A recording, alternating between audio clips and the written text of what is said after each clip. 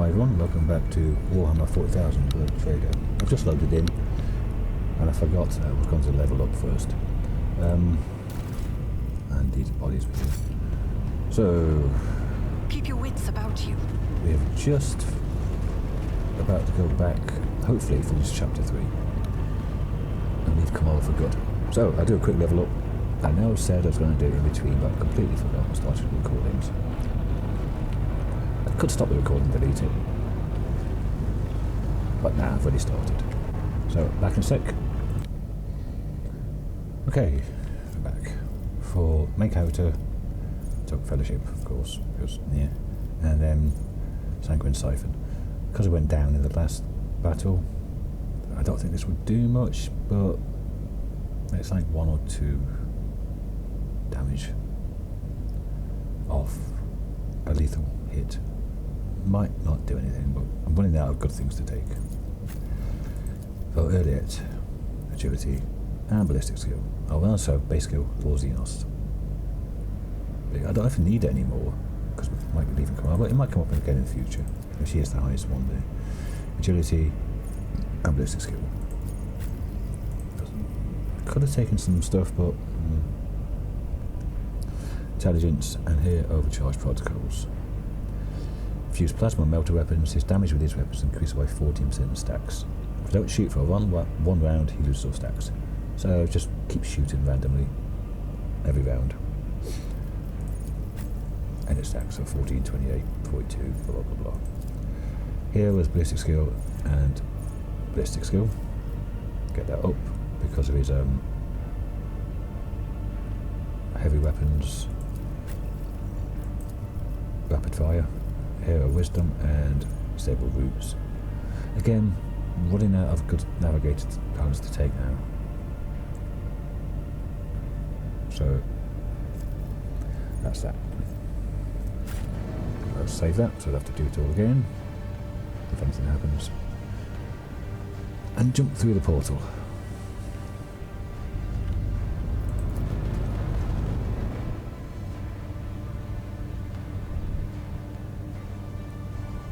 And it saves anyway.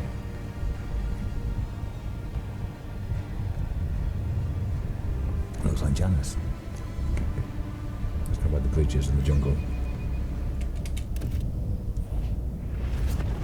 With the physical horrors of Commorragh behind them, a long and arduous journey possible only with the help of a Xenos guide lay ahead for the rogue trader and her party.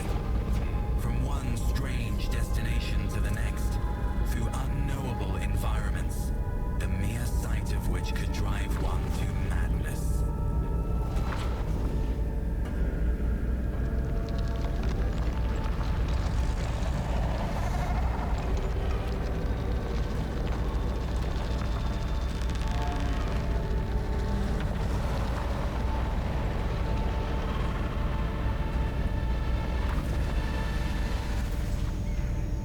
Despite the challenges, they managed to escape the labyrinthian webway and find their way back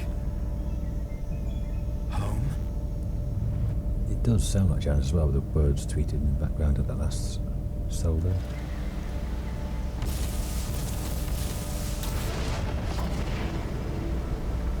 Is that a Dracari right there?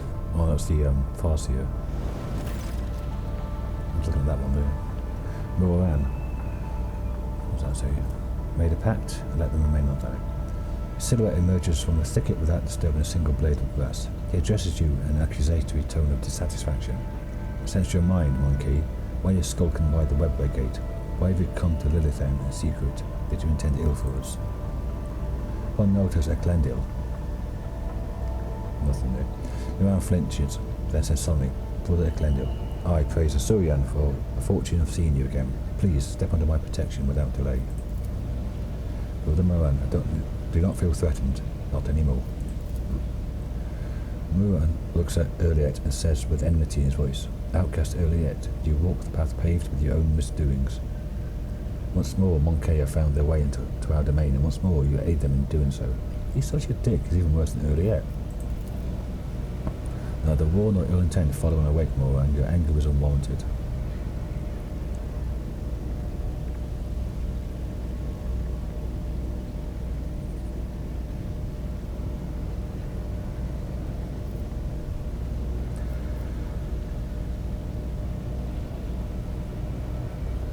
apologise for intruding upon your hallowed ground. It's where my journey from Commorragh has taken me.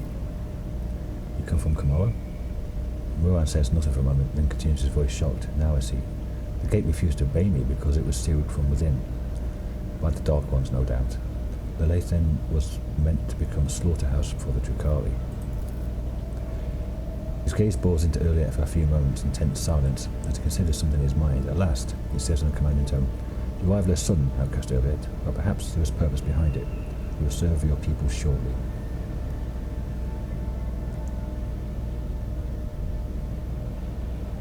Do you know anything about my abduction? News of your disappearance has not reached Janus. My guess is that your close servants decided to conceal this event so as not to beget fear. He said Earliet was served the Eldelri once again. What's more, are you looking to use her again? A monkey cannot comprehend the depth of tragedy that befell our home, our Crudorak. The duty of every child of a Saurian is to do all they can to quell the pain of that loss. And Earliet the outcast is no exception. Unlike you, Moran, I was able to find the truth. The truth of Crudorak's doom was revealed to me, even though that required me to throw myself into the Dark City's deadly embrace. She frowns and looks defiantly into the far-seer's eyes. The Glendale. Is the fire of our souls not better directed at worthy deeds than at arguing with our kin? Waves his hands in the air, making several gestures of unknown meaning. Moran and Earliet fall silent sheepishly. I can see that something is troubling your delicate heart, my kinsman, Moran. Share your feelings with me and the outcast then, and I will reveal the truth of Crudorak's fate to you a little later. We will not spend our time on Lilith in fruitless grief. On the contrary, our lost kinspeople have answered my call and are now pleading for help. Driven by revenge, they set out to pursue the once responsible for the Crudorak's rueful demise, only to end up as captives on a Monkey world. Earliet, her emerald green gaze turns to you and rests on you a little longer than usual. Dare I hope that you will lend me a shoulder to lean again, Alentak.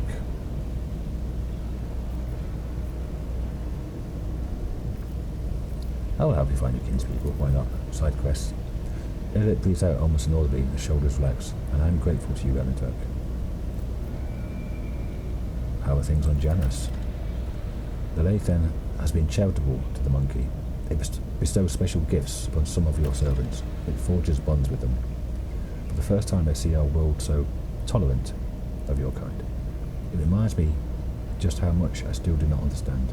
Alas, your kin do not trouble themselves with contemplating this matter. They fear those gifted by Lilithan. They despise them and seek to kill them. And that does not surprise me at all. Doesn't surprise me either. His voice grows pensive. Lilithan's slumber is restless. It has guarded a part of itself away from you. It is what the Monkey call the isolated region. At first, I thought it was an attempt to push you away, so it could heal from the wounds your cold iron had inflicted upon its flesh.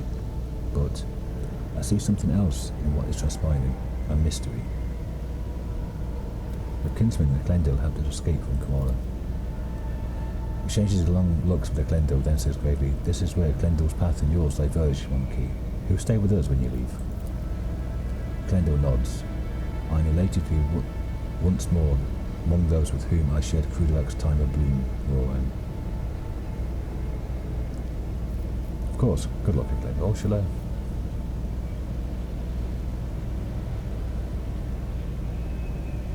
That could be a really good weapon or something. Probably not, though. Good luck at Glendale. If there's a better weapon than Iron Hecaton, I should have saved. Good luck at Glendale. Thank you, Alentak. An iridescent haze momentarily clouds the world around you, and that moment is all it takes for Moran to hide at Glendale beyond the veil of his Xeno sorcery. We speak of my kin's fate no longer. All that was meant to be said has been said. We will send instructions to our Monkey-serve allies so that they provide you with means of transport. Farewell, Monkey. I'm pleased that our meeting did not spill blood into Lilithan's wound. Anyway, back on the bridge.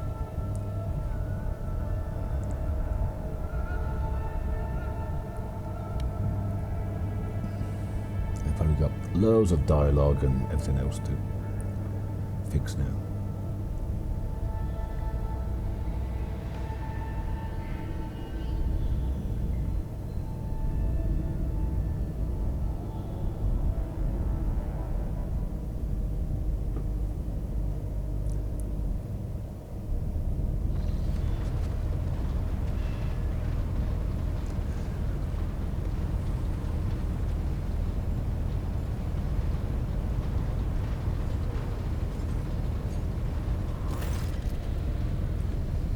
High factotum, Janice, January Danrock. The high-ranking officers beam with genuine happiness. Danrock steps forward and solemnly says, "Welcome to the bridge, Lord Captain.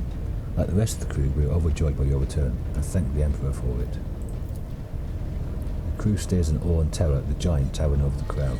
Some make the sign of the Aquila on their chests, others collapse to their knees with a prayer to the God Emperor on their lips. This wave of pious shock does not seem to discompose Ulfar in the slightest. He just chuckles into his beard and glances around curiously. Heinrich approaches you. He's not looking his best. It seems he has not slept in quite a while. "Lord Captain, allow me to express how glad I am that you have rejoined us, alive and unharmed." "Adira, Lord Captain, I'm so glad to see you. I nearly lost it when you up and disappeared on me. I was getting by in stimulants and recap. I barely slept. Also, I could keep listening to the whispers for any clue on how to find you. The only other time I felt so powerless was when Lady Theodora..." She stops. "Pardon me, Lord Captain, I'm talking nonsense."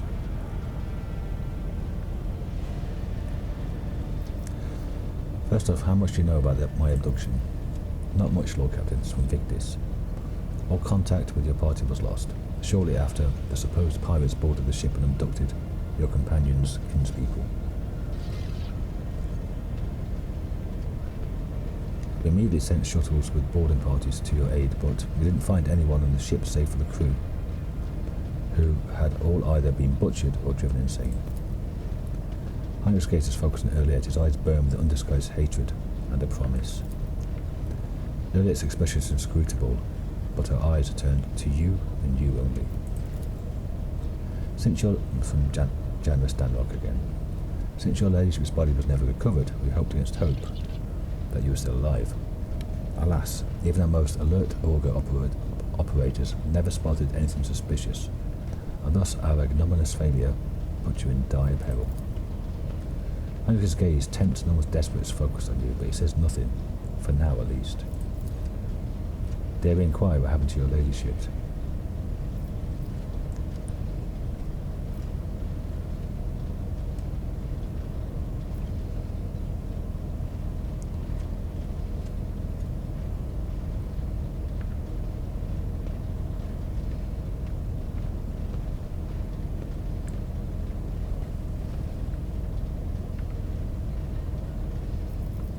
"Doesn't matter. The topic of my disappearance is closed."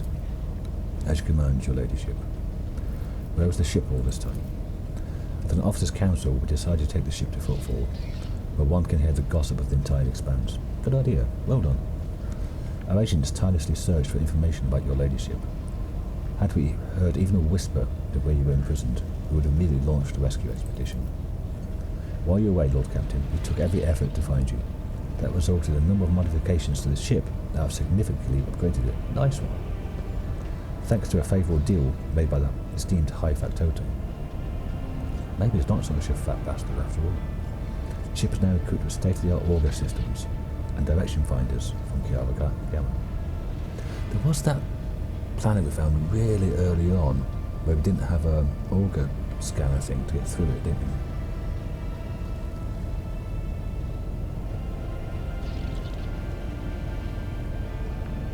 It's quite enough fawning and fussing. I wish to return to my duties immediately. Nomos. Wow. A group of servitors suddenly starts. Two of them, and Nomos. Suddenly stirs. The movement's frightfully identical even for automatons. They stare at you and say in perfect unison, "Hello, Nomos have come to welcome you back." You sense that a great deed has been done, a vivid imprint on existence. You did something very important. What was it? "I escaped from the dark city of the Xenos and showed them mercy. It suits you. What we see in you. lighter connections without the urge to destroy. Did Nomos say it correctly? The servitor chorus, which sounds as a single voice, falls silent. Nomos appears to be waiting for your response in eager anticipation.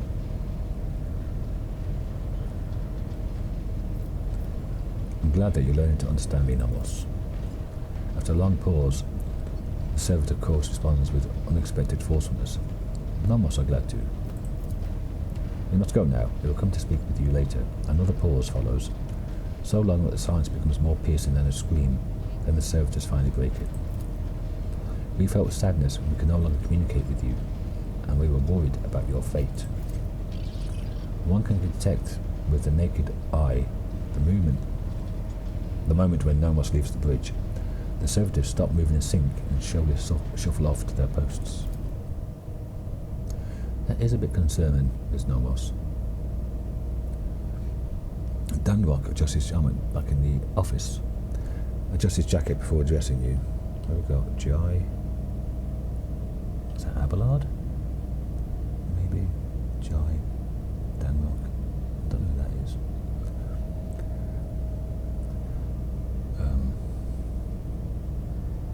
Hynix? No. Now then, Lord Captain. Shall we get to business? We have a number of items to go over. The Expanse is in flames. Right. Yeah, they mentioned that, didn't they? In the final battle. Have you heard of Santiago's Pride? Yeah. Squadrons and smaller groups of despicable Drukhari radar systems. The cult of the Final Dawn has emerged in full force, wreaking havoc everywhere. We've heard rumours of the fall of Santiago's Pride, House Corder's world. An outrageous sacrilege, given how abundant and inexpensive Prometheum is there. Let's fix this. Okay. Strife has broken out between House Winterscale and House Corder. Chaos reigns everywhere. Only the esteemed Lord Inquisitor is trying to fight it, concentrating all available forces at footfall to tie to them to a fist to smash the rampaging heretics and Xenos vermin. What kind of Xenos are attacking the Expanse? Drukhari leadership. Their squadrons, both large and small, are invading the Expanse, unleashing carnage on planets, taking captives by the thousands and attacking ships. It's as if something has poked their nest, if you will, and now they're lashing out. How fared the worlds of my dynasty? The heretics' malicious acts make it difficult to maintain astropathic contact with the colonies. The cult of the Final Dawn strikes everywhere, and the sleeper agents are active on every planet. In Rebos 6, a meeting was crushed after a group of newly arrived prisoners succumbed to blasphemous propaganda. But other worlds stand firm against the onslaught of the enemies of humanity and do not succumb to their pernicious influence. So Xavier Calcazar led the defense. Exactly. The esteemed Lord Inquisitor Calcazar declared himself Commandant of the Koronus Expanse and issued orders to requisition troops. He made Footfall his base of operations, as it was the most logistically convenient point. From there his fleet strikes through the Expanse, destroying the forces of the cult of the Final Dawn and the abominable Drukhari. It may be all that currently stands in the way of the Expanse being turned into ashes. Okay, I'm going to cough again. Just a sec.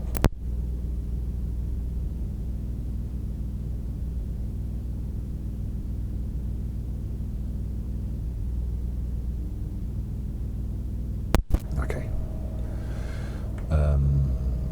Turned into ashes, yeah. When heretics laid siege to Euphrates II, that was the planet we could not allowed to land on. It was Tech Priest one. It held forward to the Cognizant's fleet yet. The Lord Inquisitor sent an enormous force. Now then exploded squadrons, recalled from the front line, stand together against the heretics in the battle for the sacred planet. What's the problem between Incendia and Caligos? When the esteemed Lord Inquisitor called upon the rogue traders to join his forces, her ladyship Incendia Corda heeded the summons, while his lordship Caligos Winterscale ignored it. Rumour has it that his refusal was defiant in manner and served as a pretext for Lady Corda to declare war on House Winterscale. Winterscale's ships are being hunted and his worlds occupied under the pretense of compelling them to submit to the Imperial Creed. Surprisingly, for all his lovers fighting, Winterscale is in no hurry to defend his domain. According to intercepted astropathic messages, he and his retinue are currently on Quetzaltenna, hunting down a Xenos fleet, Odari by all appearances.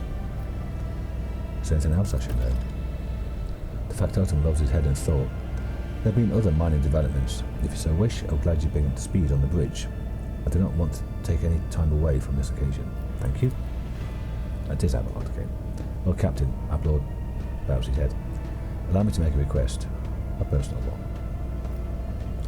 Even though Janrock is like slimy sleazy, he's very good at his job. While you're away, Zachary Weiss, name I remember, received an astropathic message from Dargonus. It concerns my family. The Versarians have been accused of betraying House von Valancius. How is that possible? I cannot comprehend it. The Seneschal shakes his head ruefully. The Versarians have served the Rogue Trader dynasty loyally for generations. This is hard to admit, but I am simply crushed by the news. The accusations are levelled by, or on behalf of, the Drive Stems, the Governor family. Under normal circumstances, the investigation would have not required your involvement, and my entire family would have been. But being of a noble stock, that the Versarians are entitled under an ancient custom to petition for a Rogue Trader's personal protection once in a generation. Your personal protection, Lord Captain. Abelard raises his eyes to you. Do not deny that honour, I implore you. What if your family is guilty? Then the traitors will accept their due punishment. I've never relied on my position as an immunity guarantee. I will not even try to sway your decision, as long as it is fair and balanced. Abelard's always played with a straight bat. Tell Zachary Weiss to send a message to Dargonus saying he'll personally take part in the investigation. Abelard breathes a sigh of relief and seems to grow an inch or two taller. Will do, Lord Captain. Oh, more ship. Idira? Heinrich, Idira. Idira hurriedly enters the study, sniffling and hunching her shoulders. She looks haggard. There are bags under her eyes. Her hair is dishevelled, and her hands quiver slightly every few moments. With some effort, she focuses her eyes on you and forces a crooked smile. Thank you for agreeing to hear me out, Lord Captain. Here's the deal. After all that happened recently, the voices in my head suddenly flared up and started gabbling worse than before. Don't get the wrong idea. I'm handling them just fine. I think I know of a way I can get them to settle down a bit. I keep having the same vision over and over again. I'm walking down a corridor, and there's this door at the end. And I just know that right behind that door is blissful silence. All I've got to do is reach out and open it. So I touch it with my fingers. I can feel the cold, rough metal. And then I suddenly snap out of it, and I always find myself staring at a wall in some compartment or other. I look behind me, and all the doors on the way are open. But I have no memory of how I got there. Lord Captain, I'll cut to the chase. Please help me find that door. I'm not joking. This is a matter of life and death. My gut tells me it's my last chance to deal with my powers, and if I don't, she trails off. Yeah, unsanctioned psychics usually burn out quickly and die. Well, sanctioned ones aren't much better. Before I make my decision, I have questions to ask you. Absolutely, Lord Captain. Ask me anything, I try my best to answer. What do you think is behind the door? I have no idea. Maybe some incredible implant from the tech priest's secret stores. Or, I don't know, a serum kept in the Inquisition's vault. There's such a thing as an archaeotech, right? Or ancient technology. Plenty of it lying around. Maybe some of it could help me. Idira is trying to maintain a facade of confidence while simultaneously pulling at a hangnail so hard her finger begins to bleed. Do your visions contain any clues on where to start looking? Vague ones, as usual. I think I can hear the muffled cries of some weird birds. My head is sweating like it's somewhere hot. I'm surrounded by rockcrete, your everyday Imperium stuff, except it reeks of burnt flesh, fried cables and chemicals. So a jungle world with a lab on it. Sorry, that's about it. Nothing more concrete, but I think if we get close enough, I'll sense it immediately. Is the door you describe similar to the door your whispers come from? No. Well, I don't know. It feels different. The one from the visions feels very, I don't know, real? I can even touch it. It's definitely not an illusion. It really does exist somewhere. And trust me, neither of us wants to open that door. the whispering one.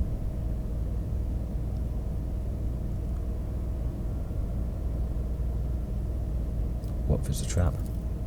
No way, it can't be. Whatever, I'll go on alone if you like, just please help me get there.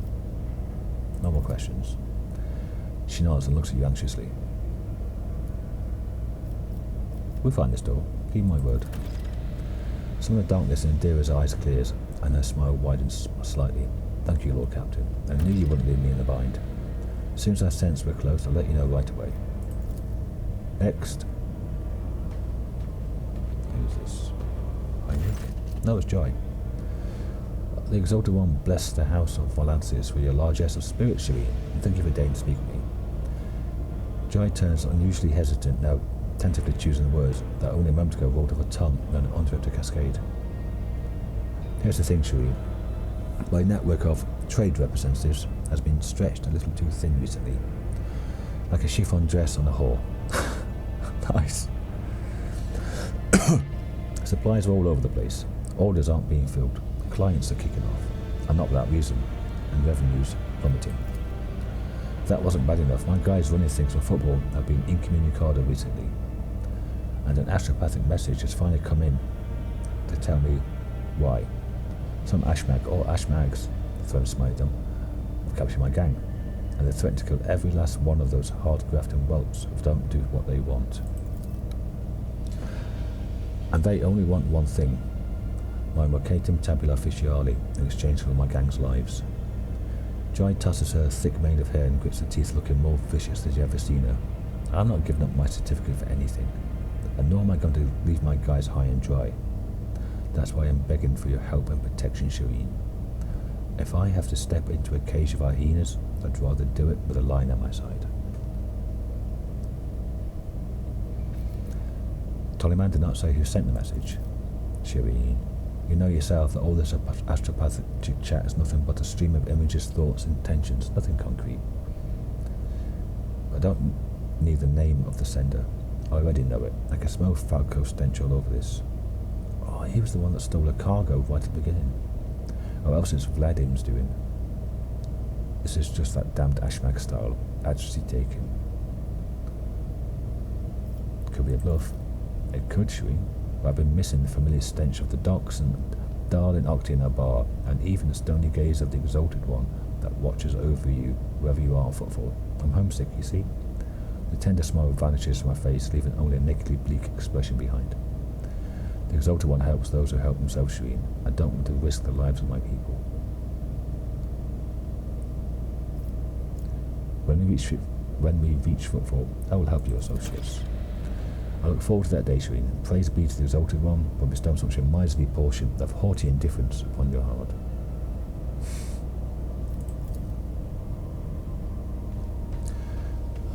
Heinrichs. Jellyman, sir. Gives you a curt nod and greeting. Apologise for barging in unannounced. I received news that I must discuss with you face to face. You may recall that I mentioned that Achilles, Heinrichs pauses before continuing, that Achilles Scalander was transferred into my remit by a colleague. The colleague in question has contacted me. She requires my immediate assistance. Who is this colleague?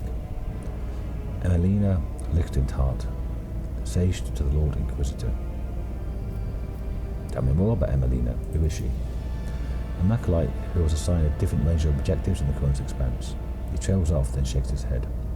Throne, take me. I'm still trying to hide information from you, even when I'm asking for your help.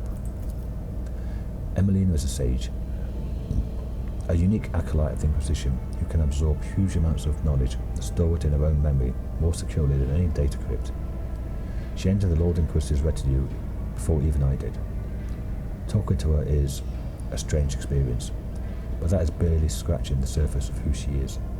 Emelina is an incredible scholar, an expert on the forbidden and the illicit, and of course, she's a loyal servant of the Golden Throne. When you say talking to her is a strange experience, what does that mean? Locks his fingers and says nothing for a few seconds. Since birth, Emelina has been different from other people. Specialists from the Inquisition enhance their natural gift of hypermnesia. There are certain procedures that can be done. She creates separate blocks of memory, which she can then lock under a code word, or even overwrite with the new information. She can organise her mind like a normal person arranges boxes on a shelf. One box might contain information about a recent mission in the Calixis, another the latest decrees of the Lex Imperialis, another her own childhood memories. This level of compartmentalisation might seem somewhat insane to the untrained eye, but it's the price one must pay to turn an ordinary servant to a useful tool of the Inquisition. You said the forbidden and illicit. What does that entail? Emelina carries knowledge that's forbidden to common servants of the Imperium. She carries this knowledge within herself, as it cannot be entrusted to logs or cogitators. He frowns. I said before that acolytes of the Inquisition must shoulder the heavy burden to come into contact with things that can penetrate and corrupt the soul. For sages, this is an especially trying ordeal. Emelina's hypermnesia has been enhanced, so that she now remembers everything she sees, however briefly. After many years in service, she's examined and seen enough to become an unrivaled expert in this field. You speak of her with obvious affection. Gives you a crooked smile. Emelina was something of a mentor to me. She helped me when I'd only just joined the Lord Inquisitor's circle. She taught me psi techniques to maintain my focus and equanimity. She trained me in the finer details of working with archives and data cribs. She gave me the chance to unwind a little bit in my post by playing games of regicide with her. Okay? Of course he's got other agents. It's the fucking Inquisition. I believe I have a clear picture of Emelina. What was the message? Emelina's message is incomplete and distorted. It is impossible to make sense of every word. The only thing we know for certain is an acolyte of the Inquisition is asking me to go immediately to Photon 4, a remote planet. In her message, she seems to be requesting either military support or help with an evacuation. But whatever precipitated this request, Emelina would not make it if it weren't absolutely necessary. I know a rogue trader has more than enough matters to deal with. Nevertheless, I would like to officially request the Lord Captain's assistance in dealing with this issue. He inclines his head. I have no authority to demand anything from House von Valancius. Therefore, I'm confining myself to a request, for the sake of the Koronus Expanse and the Imperium. It's got his own fucking... How did you circumvent me and acquire the information from an astropathic message? I'm sure he's got his own communication channels. The interrogator's eyebrows lift. Lord Captain, a rogue trader may be in a position to challenge the Inquisition's authority over the soul-minded actions. But are rogue traders astropaths and vox officers? Hardly. Is there any hint of what exactly is threatening Photon 4? He says nothing for a long time, then begins to speak slowly, as though he is fighting against resistance. For the avoidance of leaks, the details of the objectives of specific acolytes shall remain a secret. All I can tell you is that the primary threat that Emelina was dealing with in the Koronus Expanse was Xenos. In particular, Drukhari raids on distant systems. A sage is ideally suited for gathering data about the chronology of this problem and finding appropriate methods for combating it. As for what Emelina was doing on Photon 4 specifically, I don't know. I don't even know any details about the world itself, only that there are humans there, so either it's been colonized or a garrison has been established there. The cult of the Final Dawn has been my top priority here, and my investigation has given me no cause to turn my attention to that planet.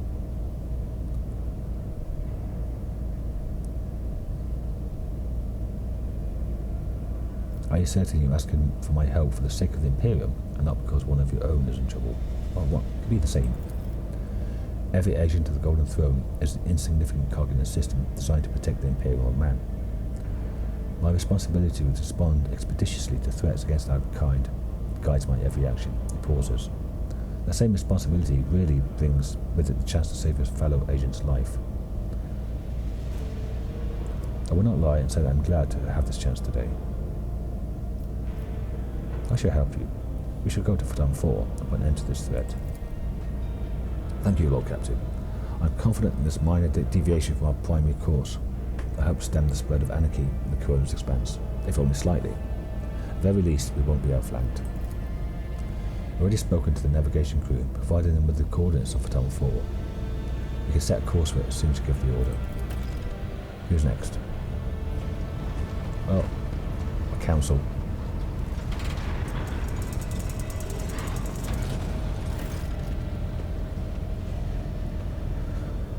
Looks like it's a judge, jury, and executioner for earlier standing there. Heinrichs. Enough, Xenos. Justice will be done, one way or another. Heinrich's voice drips with venom. Argenta. Slither all you like, heretic spawn, but you never leave this ship unscathed. The bridge is enveloped in unusual silence.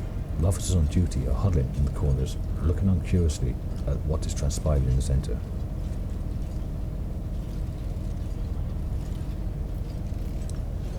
Heinrichs.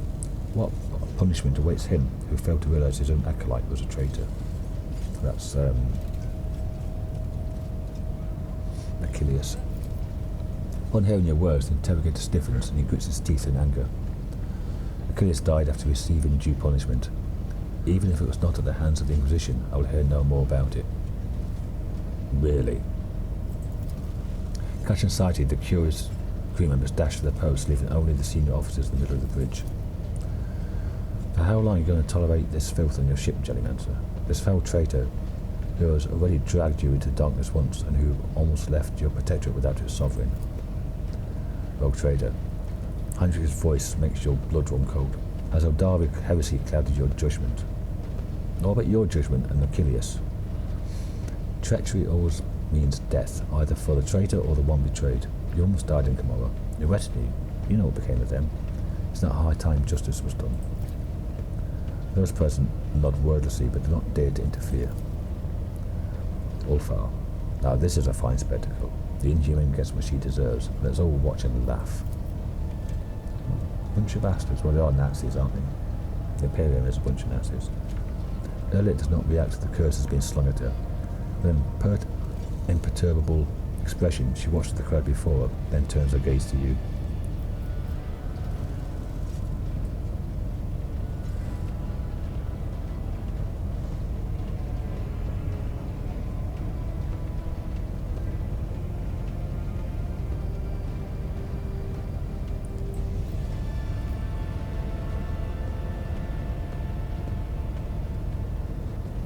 Erlit is here to stay as part of my retinue. Get used to it. Humility is not one of your virtues, Xenos. The rogue trader may have stood up for you, but one wrong glance, one slip of the tongue, one suspicious gesture, and your life is over. Berliet, we both know your words are empty, monkey. You will not disobey the Elentak's orders, for you see no point in paying for my death with your own. Easy forgiveness is a sign of impending weakness, rogue trader. Think on this. Argenta reluctantly lifts her hand from her weapon. Hey, I forgave you for killing Theodora. Everyone present timidly averts their eyes. Speaking up against you was definitely not part of the plan.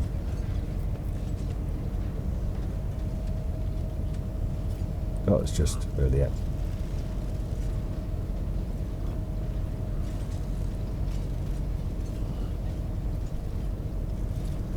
Are you alright? Erlit shrugs uncertainly. Young Mon Cave had it worse. I will live, and the wound to my soul will eventually heal. They will live too, but their souls will forever bleed painful memories.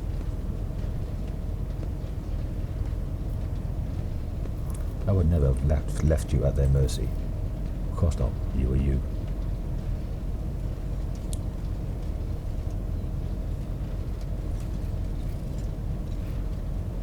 They will forgive you, not all of them, not right away, but will. Stop it, you cannot believe that, Elentak. I do not need words of comfort. The words of these monkeys do not touch my soul, only your thoughts matter, yours and mine.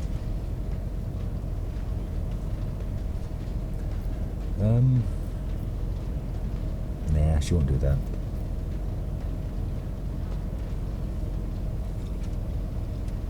She's used to it, again. She's had that ever since she was on Janus before she came here. Time to get back to work. She nods and gestures elegantly before leaving. 2 meters again, Untuck. Then the darkness scattered to a myriad of new stars before you. Is that it? We've levelled again. What? Jesus Christ.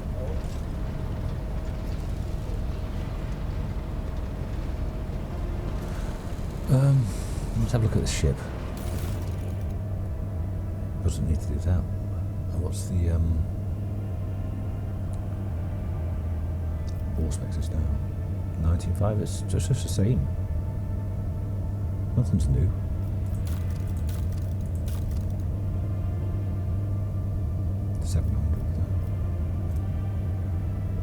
Wow, it's nearly all of it to go up. Nothing's changed there. Let's have a look at the... oh no. Posts. Aha. That's the cannoneer.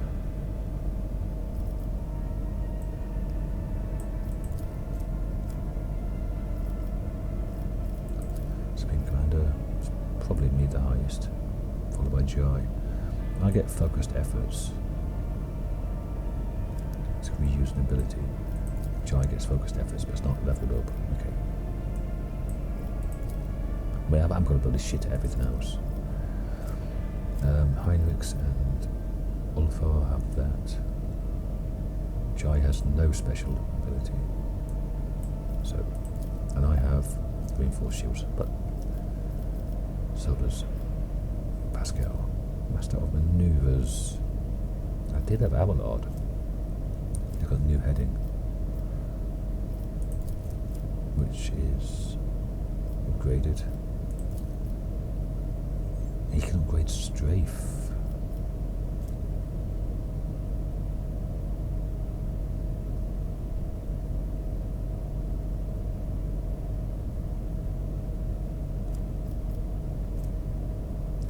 And this one damages them. Both ships got 90% of run damage. So it just it can strafe into ships and damage them. I don't want to do that. I'd rather have that one on a lower cooldown. For tighter turns. Warp Channeler. Minus 170. Oh yeah, because it's got Lord's Warp minus 200 here. There's only Cassia. Only one, plus you've got that. Superpower. 132. 80. Both got the same. Vulnerability scan. That's upgrades from plus 30% damage to plus 35. It's never on the opposite side of the ship. Okay. So that's that done.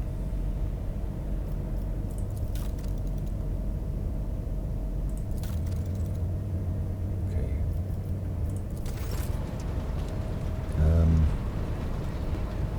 Colony management at Falstone. I bring woeful news, Lord Captain. Prelate Hectarchius of the Order of the Hammer has passed away. How have I been going for? 43 minutes, okay. Let's get all this talking out of the way. During the Great Purge conducted by the righteous Fausto, a den of subhuman deviants was uncovered. The prelate personally led the purge, sustained a grievous wound and died, the next plan to return. On his deathbed he was granted a vision, and St. Cognatius was reincarnated in the body made from the saint's holy relics. The Order's elders believe this is a sign that St. Cognatius' relics, currently stored on planets throughout the Expanse, must be brought together. The Order is preparing for the election of a new prelate, under whose guidance it will undertake this holy mission. The majority of the votes are divided between Prioress Lugnalia, well known for her fervour, and the merciful Celera Tychon. Minority of the Order see the Oikonomos Nigmus, a humble Mismon, as their prelate. Jesus Christ. Does Prelate Hectarchius' death not strike him as odd? I'm afraid it does not. The esteemed Hectarchius began his service as a battle missionary, and has long grown weary of the peaceful life befitting a man of his status. There's nothing strange about his wounds. He could have recovered from such injuries 30 years ago, but not now. How does the Order intend to carry out St. Cognatius' mission? Conclave aims to procure all the relics that once belonged to St. Cognatius, all that can possibly be procured. Given that the saint is a legendary figure, many items in the Koronus Expanse have an alleged connection to him. However, it seems unlikely that any of the relic's owners will be eager to part with them. The answer to the question of how the Order of the Hammer is going to retrieve them depends on the identity of its next prelate. What about the candidates? Prioress Lugnalia was converted by Hectarchius on one of the heathen roads. She then served as a bodyguard for many years and eventually became the protector of the Order's reliquary and the leader of its military branch. As her brother Tychon is an aristocrat by birth, he had an excellent education, and he could have lived in luxury had he not renounced his secular life for the sake of his ascetic vows. He's intelligent, thoughtful, well-read, and most importantly, genuinely merciful. Well, maybe. Few things can be said about the Oikonomos Enigmus. He has never been famous for his prowess in battle or his sermons, but the monastery has never wanted for anything in his watch. He is the most reasonable and unobtrusive individual.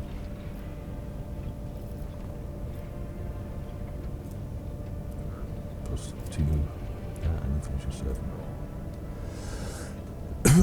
Start of each battle, you get plus 10 momentum. It's not bad. What will my companions say? I have sympathy for Prioress Lugnalia, of course you do. Let her meet the Reverend Hieronymus and Footfall. Should he accept her as a worthy leader, we ought to support her. Careful and sensible Oikonomos sounds like a safer bet to me than the fanatical, clever aristocrat. The voices say he has a few paltry secrets, and knowledge of those secrets guarantees us his loyalty. Brother Tychon, he and I have met back when it was called Tychon Drivestem. What was a Drivestem? He wasn't a monk back then. He was a grandson and heir to Urbent, governor of Argonus, an honourable young man with a spark in his eyes. His ascension had been much to the Drivestems. Okay. Justin's 5,000 rep. Oh, we get security as well, influential server. That might come up with in the future.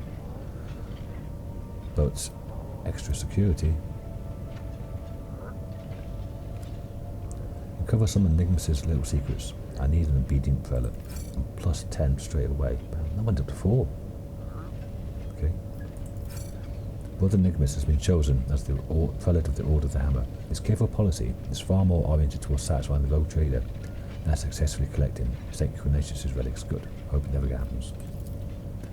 In Deal's investigation, uncovered no egregious crimes in Enigmus' past, but it did reveal a few minor, but less than virtuous faults. Hang on, get some water.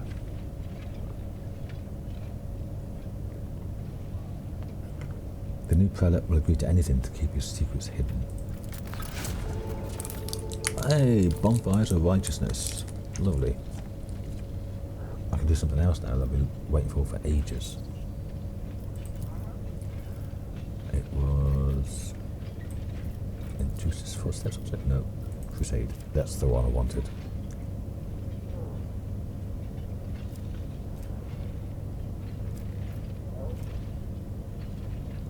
Does that double up? For all colonies plus 3, yes. Absolutely. Right, Janus. Yay! That reminds me. I have to get the stuff out of cargo. Dargonus, nothing? Lovely. Vivos, nothing. Kialagama.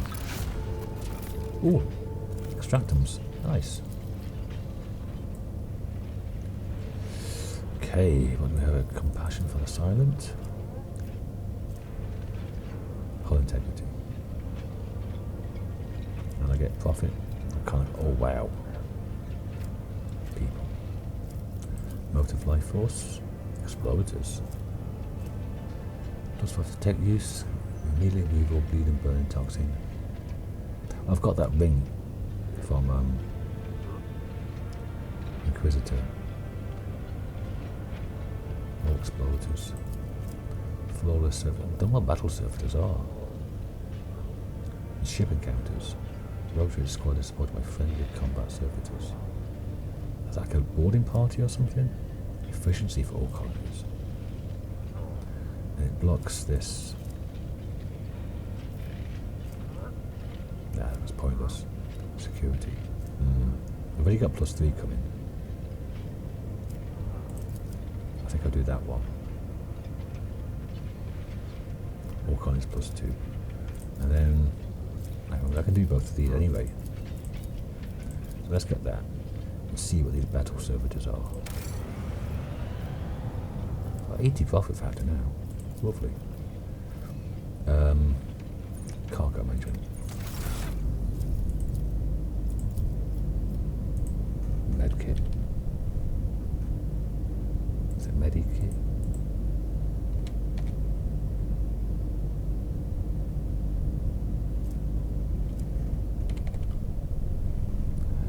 Yes. Add to inventory. Add to inventory. Add to inventory. Yay.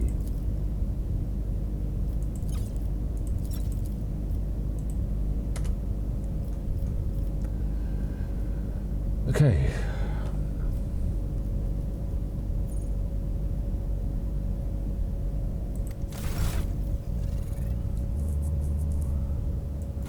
Put these on.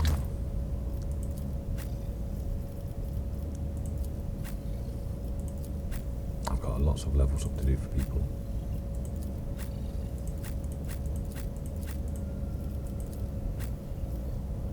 Don't know if I can't use it apart from grenades. Haywire, Wine Scrambler, Stim,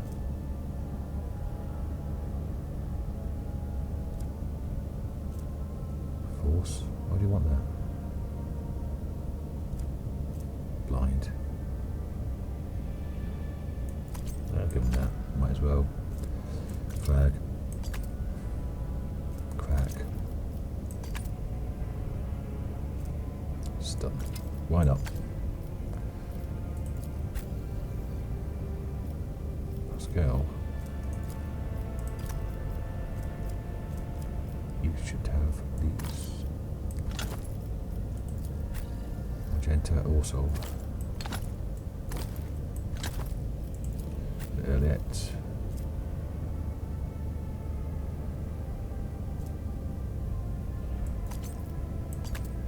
Don't think we'll ever use them, we never know. Okay. 53 minutes. Right, I'll do a quick level up. I'll go through that. 2 levels up in 1 episode. Can't say I don't do anything for you. And then I'll come back and go through the level up. Some of them will be quite a few levels, so it'll be a bit longer. See you in a sec. Okay, that took a bit of time, but anyway. My own character, so Lighted Emperor, it's an AoE heal. Everyone affected by Lighted Emperor has healed. And it's not within a range either. So 15, 24 wounds.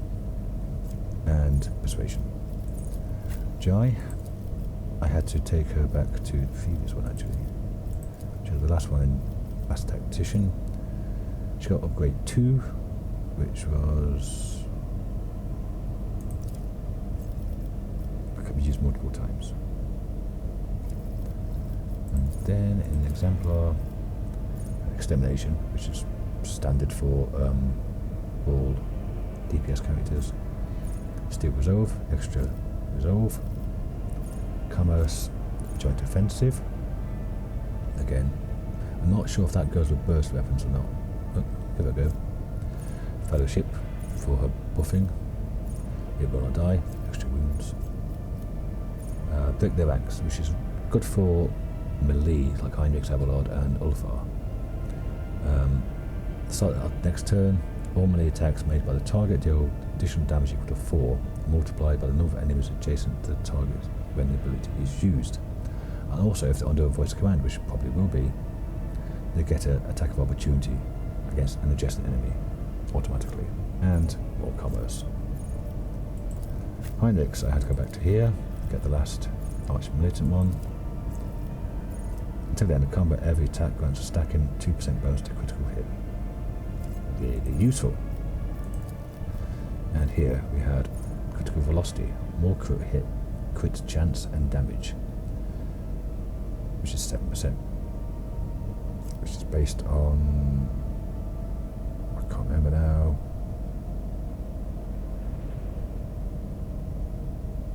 It's based on something. Oh no, it's just 7% of their dodge. So that is like 9% at the moment. 8-9%. And that only goes up. And interception. When empowering attack, the next warrior archetype ability is 1 AP less. Athletics. Blood haze. As long as they killed at least one enemy with a melee attack this round, 18% bonus to dodge, which then goes into that. More agility, more dodge. Psi rating +1 is now on 3. Should nearly, maybe next level, get another one.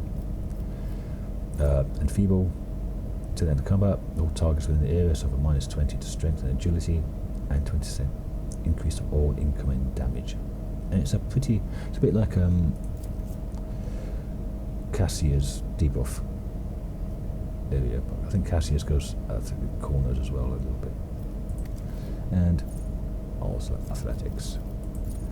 Adira also had to go back here to Bounty Hunter, and she got Wild Hunt number 2, which is +3 charges of hunt down the prey, as well as extra movement points.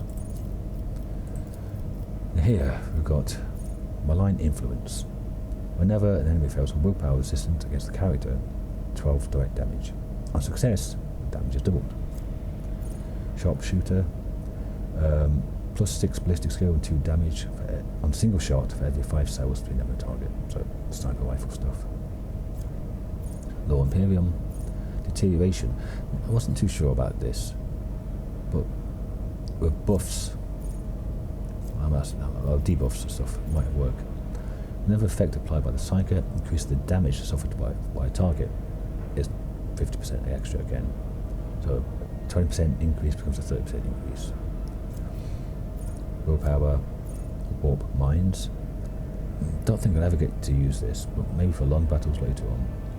Every 6 use for psychic power, all enemies gain a stacking -5 penalty to all characteristics. Don't know if that's the same psychic power or any psychic power. Enfeeble again, this is -17 though. Don't know if that stacks with high mixes. Might do, might not. And Low Imperium. Abelard, again, had to go back here and get this. Can't die. And until the start of the next turn, all damage suffered by the Vanguard is reduced by 8. Then we come to Exemplar. Steel Shell. Deflection is doubled against single target attacks. So it goes up to 10. Impetus. Charge does 14 extra damage if from a distance of 5 cells or more. I think it's 6 or 8 or something. That's from Athletics. Beacon of Might. At the start of the turn, before their temporary wounds are lost, they gain that number of temporary wounds to strength, which means they'll be kicking out some heavy damage. Toughness again, stronger together. It's just buffing everybody else in the party. Reckless Strike here. Next melee attack gains 30% armor pen and 12 damage, and ignores 21% of the parry. Every enemy who survives this attack will attack him in return. Yeah, it's like an attack of opportunity on him, but they might not survive. And then Athletics. Cassia is getting absolutely crazy now after just getting stable roots. That's not that much, but Warp Curse Unleashed. The enemy becomes cursed until the end of combat. Just one creature. All incoming warp damage is increased by 30%, and other types of damage are increased by 15%. And then, at the start of the turn, the enemy closest to them also becomes cursed. It's like a ticking dot bomb, I guess. There's only one enemy, but with the debuffs, and it's 2 AP. If it was 1 AP, I could do it with the debuff before I start hitting them with the AoEs and Law Warp.